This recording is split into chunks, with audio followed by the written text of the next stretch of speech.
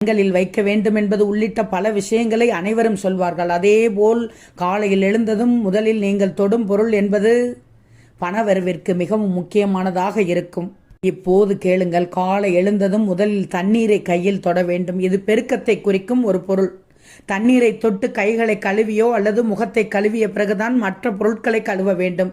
சிலருக்கு காலையில் எழுந்து வேறு ஏதாவது வேலைகளை செய்யும் பழக்கம் இருக்கும். குறிப்பாக பெண்கள் காலையில் இருந்தும் சமையலறைக்கு சென்று வேலையை சற்று துவக்கிவிட்டு தான் முகம் கழுவ செல்வார்கள். இப்படி செய்யக்கூடாது. பணம் சேர்ந்து கொண்டே இருப்பதற்கு காலையில் எழுந்ததும் தொட வேண்டிய மற்றொரு பொருள் உப்பு. இது மகாலட்சுமி வாசம் செய்யும் மங்கள பொருள். அதனால் காலையில் எழுந்ததும் உப்பினை தொட்டு மகாலட்சுமியிடம் உங்களுடைய ஏதாவது ஒரு குறை தீர வேண்டும் என தினமும் வேண்டினால் அது விரைவில் நடக்கும்.